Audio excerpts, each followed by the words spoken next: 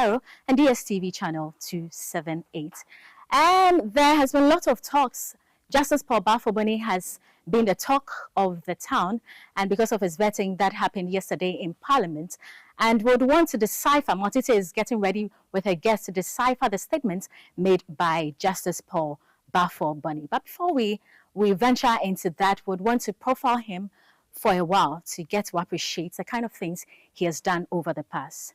So Justice Paul Baffoe-Bonnie, a man whose judicial career spans more than 4 decades and every level of Ghana's court system.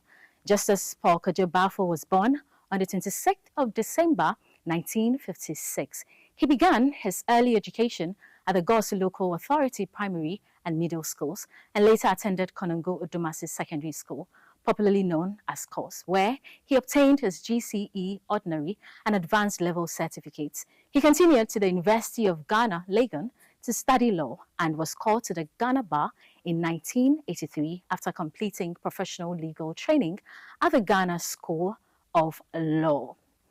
Now, Justice Baffoe-Bonnie began his judicial career as a circuit court judge in Kumasi. Over the years, through diligence and professionalism, he rose steadily through the ranks, serving as a High Court judge at Nkwanta, a justice of the Court of Appeal in 2006, and finally joining the Supreme Court of Ghana on the 11th of June 2008. With more than 40 years of experience in the legal and judicial service, Justice Baffoe-Bonnie is widely respected for his calm demeanor, meticulous reasoning, and commitment to upholding the rule of law. In April 2025, he was appointed Acting Chief Justice following the suspension of Justice Gertrude Tokono. Later, on the 23rd of September 2025, President John Dramani Mahama formally nominated him as Ghana's next Chief Justice, a nomination that has since been forwarded to Parliament. And yesterday we saw the vetting. During his vetting, Justice Baffoe-Bonnie pledged to restore public confidence in Ghana's judiciary. He outlined 3 key priorities: improving efficiency and accountability through technology, strengthening transparency in court processes, and promoting open access to justice for all citizens. Despite political tension surrounding his nomination, many observers see him as a steady and experienced hand capable of guiding the judicial through a crucial period of reform and renewal. And there you have it. So I'll hand over to Maltiti at this moment to delve into their issue. I would not be presumptuous to say I am the best qualified person in the Supreme Court. No, I would say that. But I've been at the Supreme Court for the past 17 years. The person who has served nearest to me has been there for 10 years, meaning I was at the Supreme Court in 2008. The next person came there in 2015. The others are from 2019 and then 2020. So I think I qualify for the position. And let me add something. I was actually, if you look at my CV and if you follow the trajectory of my career, I was actually admitted, I actually was made a circuit court judge by Chairman Rawlings. Then I was promoted in 2000, and I was sworn in together with Senator Jamefe. I was sworn in by the then Vice President, President Mills. Then I was elevated to the Court of Appeal by President Kufuor. Then to the Supreme Court by President Kufuor. So if, that was 2008. So if 17 years later, another president deems it fit to eliminate me to the position of a Chief Justice, I think I cut across all political boundaries. I would not be presumptuous to say I am the best qualified person in the Supreme Court. No, I would say that. But I've been at the Supreme Court for the past 17 years.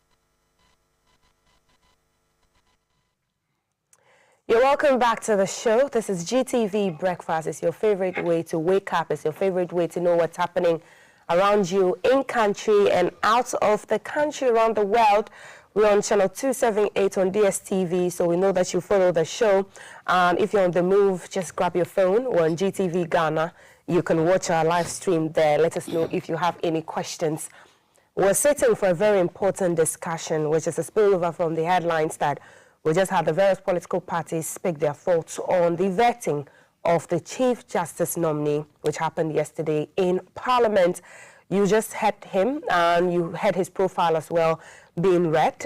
4 decades his career has spanned across board, and in my lawyer, who I'll be speaking to just in a minute, he has seen it all when he touts himself as he thinks he's qualified for this job. A day after the Justice Baffoe-Bonnie's vetting, that is today, for the position of that Chief Justice, we're examining the highlights, the public reactions and implications for Ghana's judiciary system. He answered a lot of questions posed by the majority when the minority walked out. So we're asking what stood out for you at the vetting, and that's what we'll be asking our lawyer this morning, the significance of the process, what it could mean for the future of the judiciary. Lawyer Yawanochi Frimpong is a legal practitioner and a historian. Lawyer, good morning. Welcome back to the table. Good morning, and thank you for having me. Great. Do you know the man, Paul Baffoe-Bonnie? What stands out for you when you maybe have read or met him personally? Well, I know the man because being a senior counsel in Ghana, I do appear before some of such judges. Right. And I remember when I was working with the new Samuel Senko, we had a case before him at the Fast Track High Court. And I remember one day he was making an illustration in court about the height of somebody. And then he said, that person is as short as, yes, Lawyer Nochi. The person is very short. Okay. And then he said, don't be offended. I'm talking about your height. And you should understand you are not tall. Okay. So that was very candid. Yeah, where I got, I would say, close to him. Not personal level, but at that level I realized that he was a very humorous person. Okay. Putting that one aside, I believe that he's a very firm person, and he really represents the face of the judiciary anywhere in the world. And I will give you 2 or 3 instances. The first one was when he was a high court judge in the Baffoe region. It was the time when a certain man called Ajiudin, he was a paramount chief of Achirensua, and a very senior member of the chancellery of KNUST. In fact, the whole nation knew him as a very respectable personage. And I know that there was a scuffle in his palace. Some people wanted to destool him, and it became personal. So he pulled a gun. And then in an attempt, just by way of, a warning shot, the bullet rather went far away to kill an innocent person who was fueling at a fuel gas station. Yes. Goodness. And he was arrested and brought before the district magistrate court. At that time, the magistrate was called Mr. J. Wilson, who is now incidentally a court of appeal judge in Accra. Yeah, and he remanded him in custody, and that is the position of the law. That you first be brought before a magistrate, and he will remind you. Then you would make a bail application at the Superior Court. So Ajiudin made an application at the High Court, and the then supervising High Court Judge Sunyane released him on bail, and Attorney General filed another application for the man to be kept in custody. At that time, bail was, murder, and for that matter, manslaughter, were not bailable offenses. So the Attorney General did not understand how Justice Jasayo, supervising High Court, could release this man on bail, the Ajiudin. When the application came before Justice Baffoe-Bonnie, Right. he reversed the whole thing and kept the man behind bars. So that showed how firm he was. And then come the time when carried them. Nana Kunadu Ajiman, Absolutely, in had that their case. you know, and then Sharia and they appeared before Justice Baffoe-Bonnie at the First Track High Court.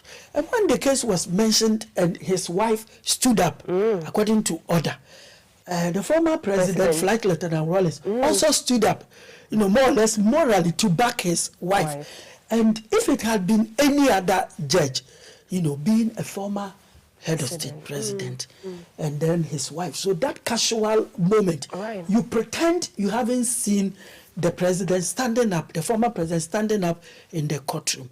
But Justice Baffoe-Bonnie did not pretend he had not seen the man. He said, "Sir, sit down because you have not been asked to stand up." And indeed, that is the custom in court. Even for two lawyers arguing, when you are on your feet arguing, and then another person rises, it means going to challenge you for some reason. Immediately you resume your seat. The judge must never see more than one person unless the judge has himself called you. So this man, to cut a long story short, I would say disciplined the former president for him to know that when it comes to law, nobody is above the law. And from that moment, the whole nation came to respect Justice Baffoe-Bonnie. Then during the pink sheet case, where Bawumia excelled, everybody knows that the way he answered questions in court, he really excelled and he was so impressive. That was the time everybody thought that in Ghana, when you have an Ashanti name, you are an Ashanti, it means you like MPP. When you have an Ewe name, you are Ewe, it means you like MDC, which is a very wrong and misleading connotation. So they thought that Justice Baffoe-Bonnie was going to be on the side of those who voted in favor of the MPP. You know, he disappointed them.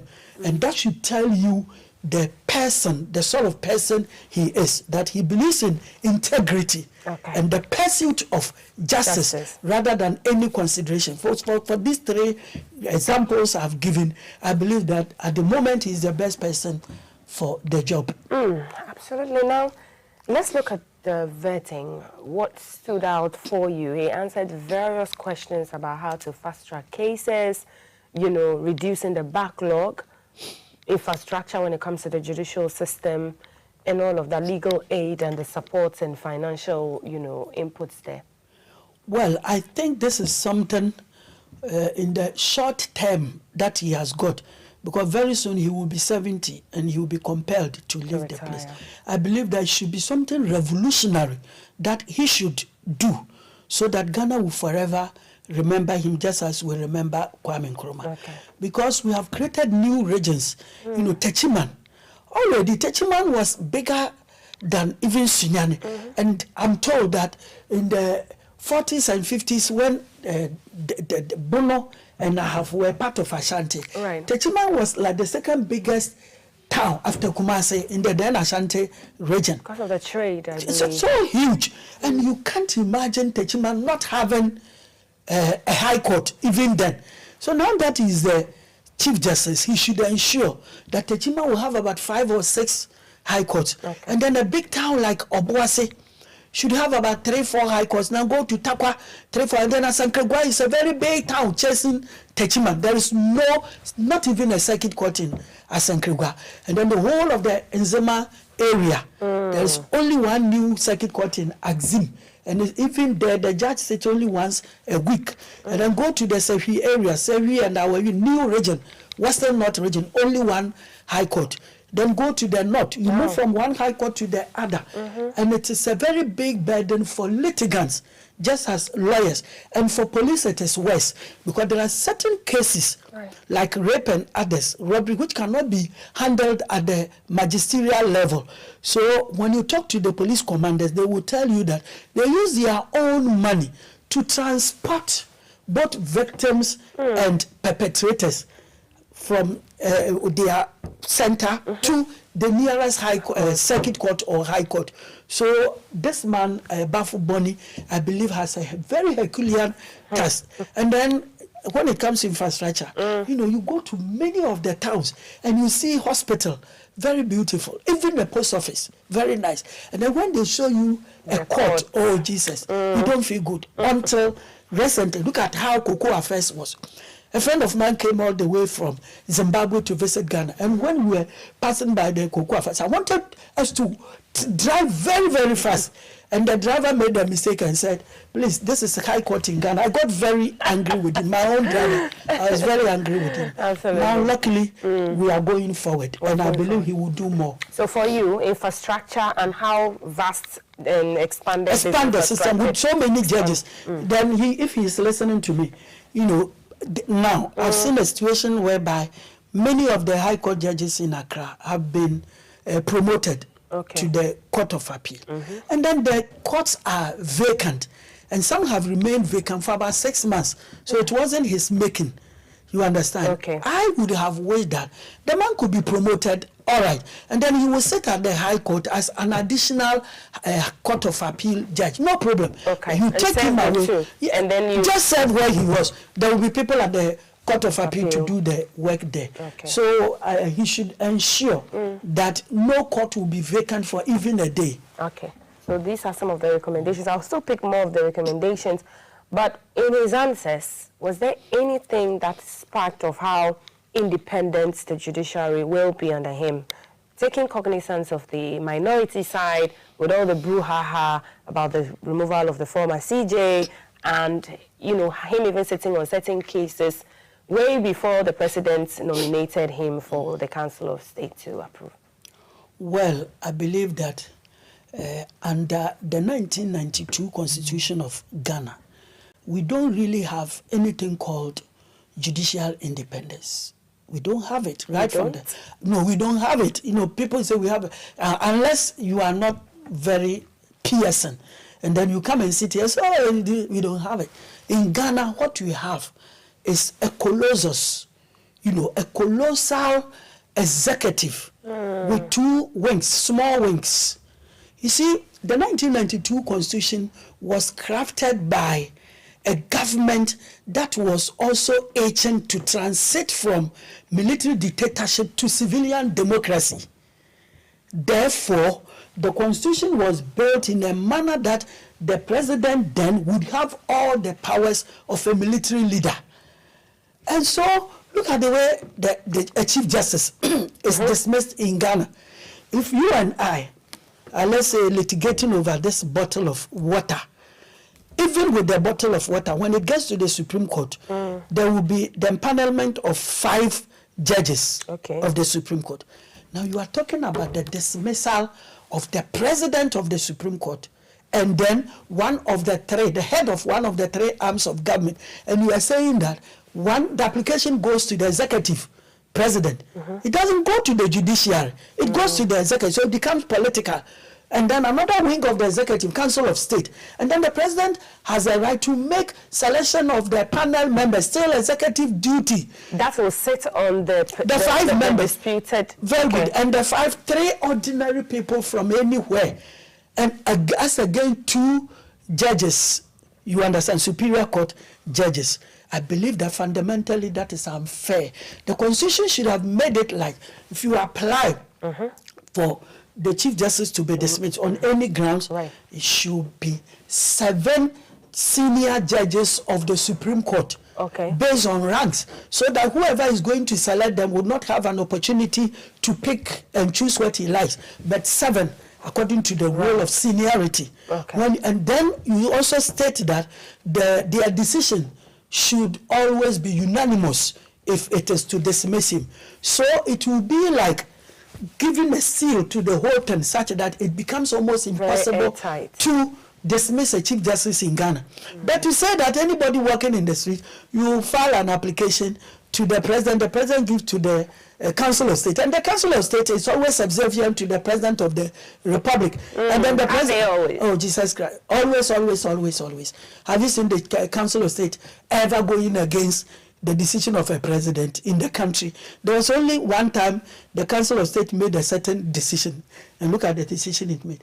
Ghana's Council of State met, and they called Wallace and warned him And I thought it was going to be a warning in the interest of everybody that jet you are using is like a flying coffin. So go and buy a better one for yourself. That is an advice coming from the Council. So that should tell you that the Council of State is always there for the President of the Republic. So if the President plans to dismiss you, like a city, I'm a CPP man. If I want to dismiss anybody, I will just select 3 CPP members, and then as against any 2 Supreme Court judges, and then the next day you will go.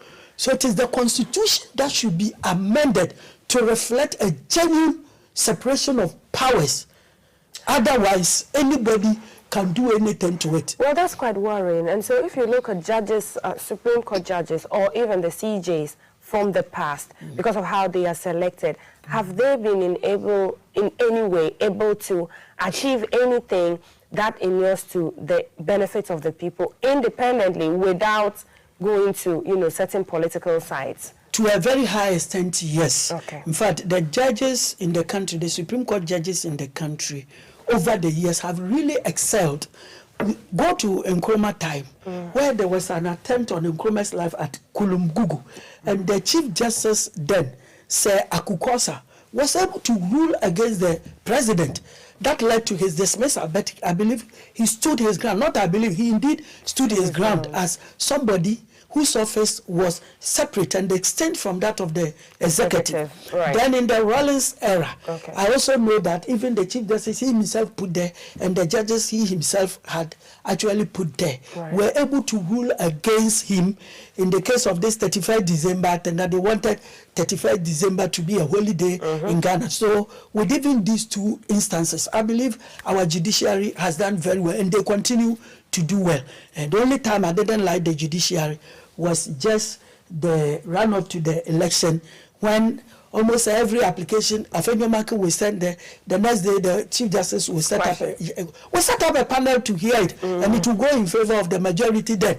To the extent that even when the Parliament... This is the dismissed Chief Justice you're talking about. Sure, okay, certainly. When a whole Parliament, going by the Constitution, that once you desert your party, where do you sit again in Parliament? Because you are there on the ticket of a certain political party. And that is why you are given a place to sit. It's not like in Nkrumah's time when the Constitution, the first Republican Constitution, stated that you could leave your party and cross carpet to the other, and in the floor of Parliament, you could cross carpet. The 1992 Constitution frowns on that. The moment you leave your party, you should also vacate your seat in Parliament. And it was only Tokonu's Supreme Court that was able to rule against what Parliament had determined. And I'm not surprised what has happened to her actually happened to her. I won't be so. Otherwise, I would say that the Supreme Court of Ghana, from independence to this time, has actually done very well. Okay. You've talked about integrity and fairness when it comes to the pedigree of the Chief Justice, citing all of these cases and more. The questions that the MPs posed to him, were you impressed by the questions? Oh, sure, I was impressed, because you should understand that in a situation like this, where the majority of MPs, and indeed those present, belong to the government side of the political divide, there are questions that they would ask him, which would, I would say, be soft enough. So you expected the minority would have been more grilling if the minority sides should have been present in Parliament yesterday, and they did great injustice to themselves first. And in fact, when you read political science, the very tenet, the philosophy behind being the opposition, the word opposition is a refined form of enemy. And in a situation whereby you have a hanged parliament, like what we had in the 8th Parliament. Very good. Where the attendance of every member was so crucial, to the extent that during the e-levy debate, even a member of Parliament who was sick was brought through with an ambulance. Because of the need for numerical strength. Absolutely. This one, NDC can always do their business without the need for the minority, because the constitution says parliamentary quorum is just 1/3 of them, and NDC can always satisfy that. So if it had been a hung parliament like it was, then the opposition would have been right walking out so that they couldn't have done business. Even there, you have to walk out before the counting starts. But when you count and you get a quorum, after that, when you walk away, you don't give a damn to that. But this one, your number is such that even when you sit there or you leave, it doesn't have a bearing. It is proper for you to sit there, so that if the Chief Justice ever collected bribe somewhere, if the Chief Justice ever molested somebody or did anything untoward which should bring him down from where he is, you should know that the majority will never bring this thing out, because more or less they have appointed him. So it is rather when you sit there that you can bring out this thing. So not being there, you haven't done the work of the opposition. You make and what do you think the public perception is of what happened in the position they took? I believe that the public, based on the education we are also given, will begin to have a second thought about the meaning of opposition. Do you have to walk away? Let's say Ghana is going to play the World Cup, and then just the first 5 minutes, they've wasted penalty 2 against you, and then you say, this referee is so bad, and then you walk out. You understand? You disappoint your country, and you disappoint the very rules regulating the game of football. That was what they did yesterday. So the public perception of them will be bad. And even my own perception, because not my own, everybody's perception. I don't speak for myself here. A few days to what was going to happen, Afenyo made the whole world to know that they will walk out, because they had the support for Tokonu, Mrs. Justice Tokonu. In that case, yesterday, 2 minutes after taking your seat, you should have made that clear, and then you leave. But imagine the caliber of people sitting there: Supreme Court judges, Court of Appeal judges, chiefs, services, everybody there, including your own colleagues, and you waste everybody's time. They said the handling of them by the the minority, the majority is what pushed them to walk out. Very, very unnecessary, because you had made your mind very clear days to the event that you would stage a walkout. Make everybody sit there for hours on end before you walk out. What would you have recommended they do legally? Because they put a motion forward and the Speaker dismissed the motion to stay that vetting from happening. How do you have to stay the vetting? You see, listen to me, and then the whole nation would understand very easy. When a president is elected by the people, he has a constitutional mandate to appoint his ministers. True or false? True. Very good. And then the judiciary has a mandate to hear cases. True or false? True. Parliament has a mandate to do its work, which includes vetting.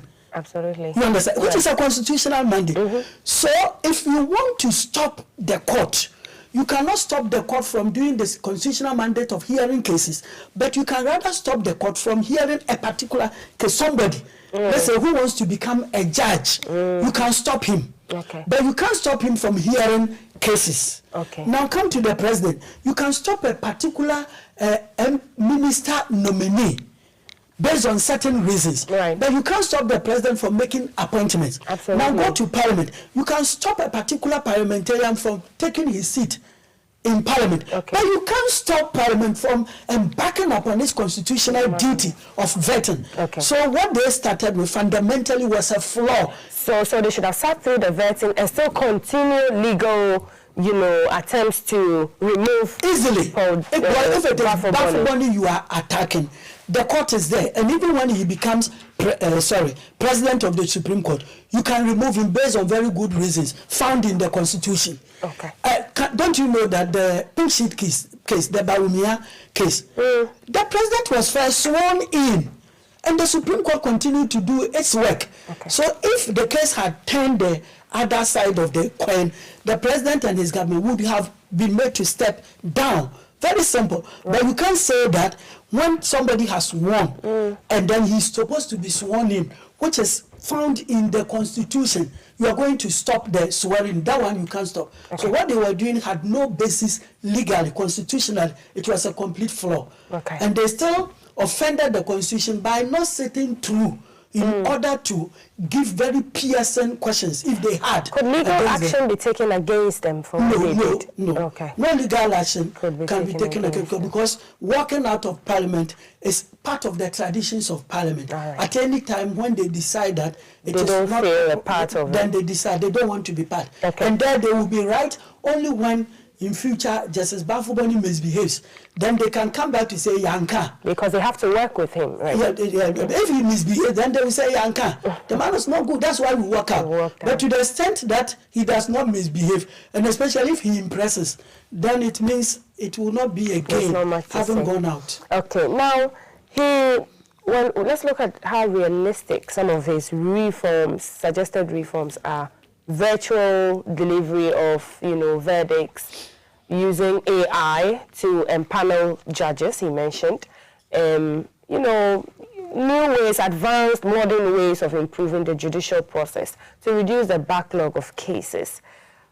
Did it sound realistic to you? You're practicing and your colleagues, you probably know what they go through and how difficult it is. 100%. Because, you see, if it takes AI to select judges, that would be very fine. Because I remember many years ago, you went to the registry to file a case, and you could tell the registrar that I want my case to go to Judge A or B. So if today he's going to, in fact, it has changed now. Now they have a system like the lottery. Okay. What do you call the registered name, number given to that suit. They will feed all in the system, and then the digital system. Yeah, so if he continues or even improves upon them by the AI he's talking about is very good. And then the delivery of judgment too. When you go to America, Britain and other systems, we are supposed to follow them. You see, the judge always has these national service persons. Okay. Many of them. So, for example, if you are High Court A judge in Accra, and very soon it will happen. Amen. You understand? You are the judge. You have, let's say, 2 national service persons from their law school who have joined you. Once they have just come from law school, they are very sharp with fresh cases, with everything sharp, and they want to impress. So all your judgments you give them, they will go and do research and come out with the whole thing. Then they sit down with you to discuss it. So here you will see that in a week, you can dispose of 2 or 3 cases because you are working with a team. So you two have time to rest. So we come back and you only read the judgments. And don't forget that the student judges are helping you. They don't know any of the litigants. So whatever they are doing is something that is straight and according to law. Okay. I beg to say this truth. Sometimes, I won't say all times, there are certain judges who would want to write their own judgments for certain reasons. And we are human, you know that. So sometimes you become so human to the extent that it makes the work of the Court of Appeal and the Supreme Court very difficult. Why very difficult? If the judgments from the District Court, the Circuit Court, the High Court are that sound, the lawyers who have lost the case read through with their clients and say that, look, this one you can't appeal. So when you do that, very few cases will go on appeal. So it means that the Court of Appeal and Supreme Court courts will have an opportunity to deal with everything timeously. So much work. The Chief Justice should do much work at the district magistrate level, circuit court level, and the high court, so that the judgment that can be very efficient, so that when you go on appeal, you know you won't succeed, so you won't even go. Okay, absolutely. Let's look at the relationship between his style as a Chief Justice and the other arms of government. How do you anticipate this will go, and listening to him and the caliber of person that he is? Okay. When you go to Britain, we have the supremacy of Parliament. That's why in political science we say that Parliament can do anything at all except turning a man into a woman and a woman into a man. But when you come to Ghana, ours is different. It's the supremacy of the Constitution. So I anticipate that Justice Baffoe-Bonnie would interpret the Constitution to the extent that both Parliament and the Executive would not have anything overriding against the interests of the judiciary, because it's only the judiciary that protects the rights of the people.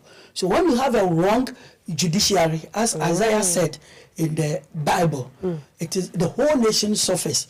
So based on, as you started from, based on what I know about him, if we could discipline a whole former head of state, and not a former head of state like Asumdwe Atamils or the gentle giant, what do you call him? Jay, but the wild wolf, Jerry John Wallace. If you could discipline him, then it means that you can really be an effective Chief Justice, unless you are in to disappoint Ghanaians. Did his answers and his posture show that he can handle pressure and scrutiny?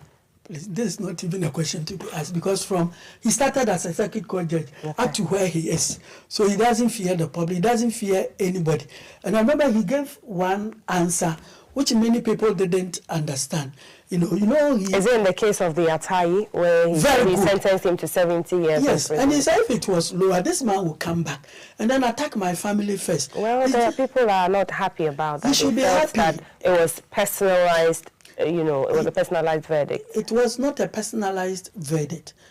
People like you and I will have to explain to the public that when a judge is sentencing you, he takes so many things into consideration. If you're a teenager, he won't give you a long sentence because you need to come and serve society. So he'll give you a relatively short one. Okay. And then he will recommend some training, apprenticeship should be given to you, even when in prison. And then if you are old, like me, as I sit here, more than 60 years. So if I commit the same offense as somebody who is 20 years or up to 38 years, and it is robbery, for example, he can decide to give me, let's say, 20 years. Because he knows that when I come out about 80 years, I won't have the strength and the ability to go and rob again. But when you are in your 20s and early 30s, he has to give you very harsh sentence so that society will keep you away. And the time you come in, you either die over there, or when you come in, you will be too weak to be active. That was what he was saying. Okay. He said, you attack my family first. He's telling you, not only my family, your family, that person's family, everybody's family. So people who are robbers. And in one of the escapades of Atai, you didn't know a policeman was killed. You understand? So if you want to attack the Chief Justice for the answer he gave, why don't you attack Atai first for killing the policeman? Why don't you have sympathy for the family of the policeman? So those kind of sentences would have replaced the firing squad and all of that. That's the best answer. Okay. We keep you away forever.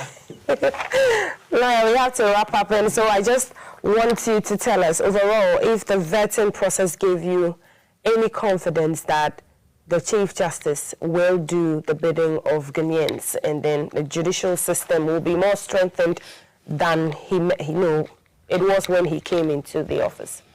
You see, we all know that when you live with your stepmother, you become brilliant more, because they teach you so many bad things that will pin you down and you fight your way up. You are not pampered. In the case of this Chief Justice, he would always remember how, possibly in the first time of the history of Ghana, Parliament, the minority, had to walk away because of him.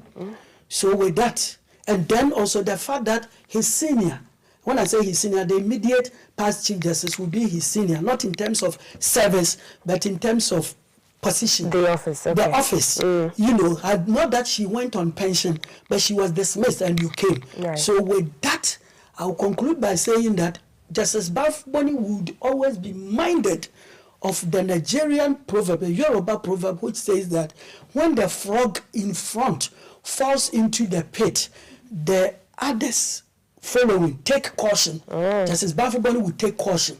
What happened to my sister can happen to me. And he will, for that reason, work very hard. Okay. I believe ABF Hussaini will say that the Gbani one is when your beard is on fire. Dashantis also said that. Okay, you also fetch water and keep it close to you. Yeah, Dashantis also said that. Yes. Thank you so much, lawyer, for speaking with us. We've looked at a lot about the vetting of the Chief Justice nominee, Paul Baffoe-Bonnie, and lawyer has made his recommendations about how the justice system